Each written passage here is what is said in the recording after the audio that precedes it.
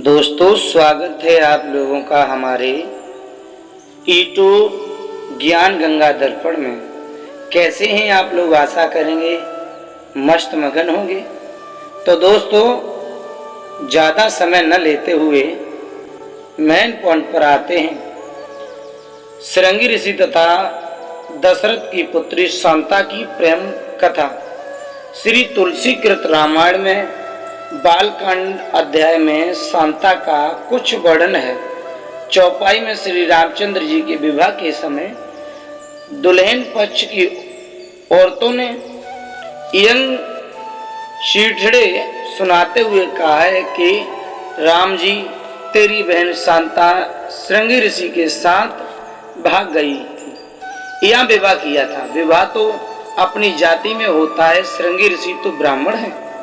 उदाहरण जैसे कि श्रृंगी ऋषि जी ने इंद्रियों को बस में करके विषयों यानी कि काम, क्रोध, मोह, अहंकार तथा भोग को बस करने में उद्देश्य से कठिन साधना तथा मान लिया था कि मैंने पांचों विकारों रूप, रस, गंध, स्पर्श, शब्द पर नियंत्रण कर लिया है। पूरे दिन में एक बार वृक्ष की छाल को जीभ लगाता था।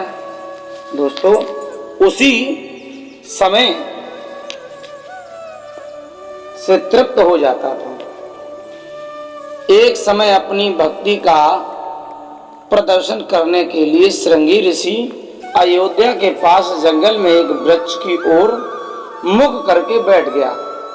10 दिन बीत गए हैं दोस्तों। अयोध्या के धार्मिक व्यक्ति खीर, हलवा आदि का स्वादिष्ट भोजन बनाकर ले आए कि ऋषि की साधना से जब उठेंगे तो भोजन खिलाएंगे। परंतु श्रृंगी ऋषि दिन में एक बार वृक्ष के तने की छाल को जीभ से चाटता था। दोस्तों, आंखें भी नहीं खोलता था और ध्यान मग्न हो जाता था। ऋषि की चर्चा अयोध्या नगरी में दावानल की तरह फैल गई। राजा दशरथ को पता चला है तो अपनी लड़की शांता तथा रानियों को साथ लेकर श्रृंगी ऋषि के दर्शन करने गए। परंतु ऋषि ने आंखें नहीं खोली, बस एक बार जीभ से वृक्ष को चाटा। कई दिन ऐसे ही बीत गए। राजा दशरथ की लड़की युवा थी।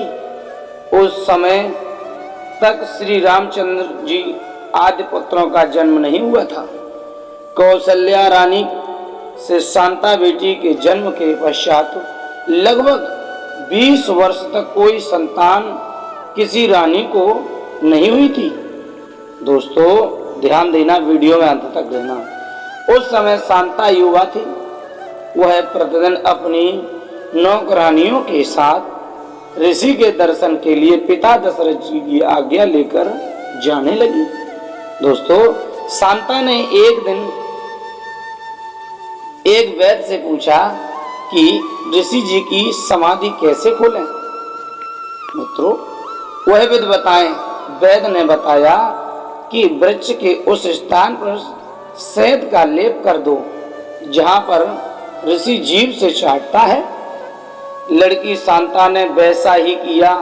पहले ऋषि एक बार जीभ से चाटता था, उस दिन से 2 बार चाटा। अगले दिन फिर शहद लगाया, अगले दिन फिर 4 बार चाटा। तीसरे दिन फिर शहद लगाया तो ऋषि जी ने बहुत देर तक चाटा और आंखें खोली हैं दोस्तों, तो सामने देखा कि शांता ने अपना परिचय दिया तथा भोजन खाने के लिए निवेदन किया। ऋषि ने केवल कुछ खीर खाई। राजा दशरथ ने ऋषियों को अपने घर चलने के लिए निवेदन किया है। भक्तों, ऋषि जी तुरंत सहमत हो गए। शांता बेटी को ऋषि की सेवा करने को कहा है तो शांता अपनी नौकरानियों से भोजन बनवाकर स्वयं ऋषि के पास ले जाकर खिलाती थी। मित्रों, बहुत देर तक परमात्मा की चर्चा करती थी। राजा दशरथ ने श्रृंगी ऋषि से संतान के लिए याचना की है तो श्रृंगी ऋषि ने पुत्र प्राप्ति के लिए एक यज्ञ करने की राय दी है। दोस्तों, कहा है कि उस यज्ञ को मैं ही करूंगा तो आपको अवश्य पुत्र प्राप्त होगी। शुभ मुहूर्त देखकर 6 महीने आगे का समय यज्ञ का रखवाया। श्रृंगी ऋषि ने राजा दशरथ से कहा है कि मैं आपकी पुत्री शांता से विवाह करना चाहता हूं। दोस्तों, श्रृंगी ऋषि की आयु 40 वर्ष की थी तथा शांता की आयु 20 वर्ष की। राजा दशरथ की जाति क्षत्रिय थी तथा श्रृंगी ऋषि ब्राह्मण जाति से थे, जिस कारण से राजा दशरथ धर्म संकट में फंसकर चिंतित रहने लगे हैं। मित्रों, यदि मना कर दिया तो श्रृंगी ऋषि के श्राप देने का भय, शादी कर दी तो जाति वालों का भय। एक ऋषि ने राजा का संकट देखकर बीच का रास्ता निकाला। उस ऋषि ने शांता को गोद ले लिया तथा ऋषि श्रृंगी तथा शांता का विवाह कर दिया। मित्रों, श्रृंगी ऋषि शांता को लेकर वन में कुटी बनाकर के रहने लगे। तो दोस्तों, हमारे वीडियो में ऐसे ही बने रहें, नई नई ज्ञानवर्धक चीजें प्राप्त करते रहें। तब तक के लिए जय श्री राम, जय हनुमान, जय माता।